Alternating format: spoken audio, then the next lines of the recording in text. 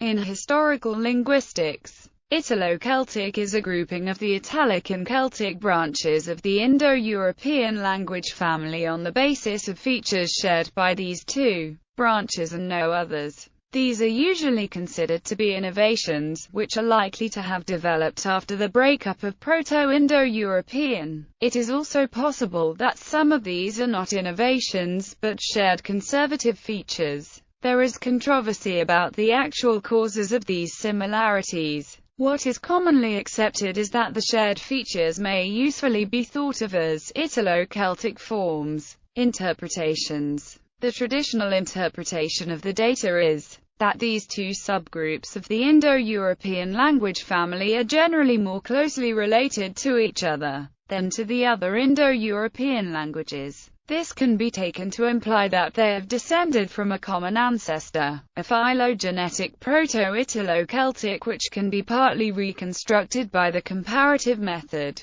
Those scholars who believe Proto-Italo-Celtic was an identifiable historical language usually estimate that it was spoken in the 3rd or 2nd millennium BC somewhere in south-central Europe. This hypothesis fell out of favor after being re-examined by Calvert-Watkins in 1966. However, some scholars, such as Frederick Cortland, continued to be interested in the theory. In 2002, a paper by Ringer, Warnow, and Taylor, employing computational methods as a supplement to the traditional linguistic subgrouping methodology, argued in favor of an Italo-Celtic subgroup, and in 2007 Cortland attempted a reconstruction of a Proto-Italo-Celtic. The most common alternative interpretation is that a close areal proximity of Proto-Celtic and Proto-Italic over a longer period could have encouraged the parallel development of what were already quite separate languages.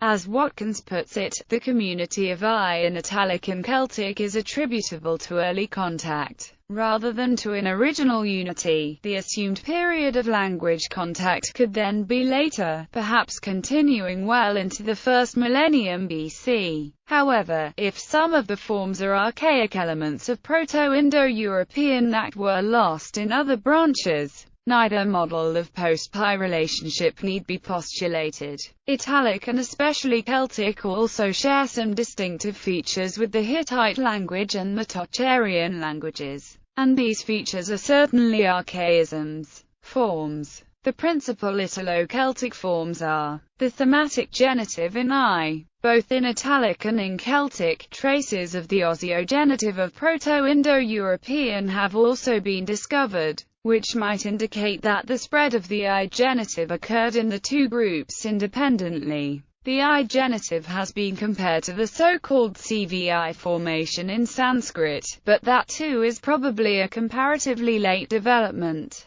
The phenomenon is probably related to the feminine long I stems and the Lu-Win I mutation. The A subjunctive. Both Italic and Celtic have a subjunctive descended from an earlier optative in A. Such an optative is not known from other languages, but the suffix occurs in Balto-Slavic and Tocharian past tense formations, and possibly in Hittite R. The collapsing of the Pi aorist and perfect into a single past tense. In both groups, this is a relatively late development of the proto-languages, possibly dating to the time of Italo-Celtic language contact. The assimilation of *p to a following *k. This development obviously predates the Celtic loss of *p. Pi *penki 5, Latin quinque, Old Irish coic pi *percu, oak, Latin quercus, Goidelic ethnonym querni, in NW, Hispania quercerni,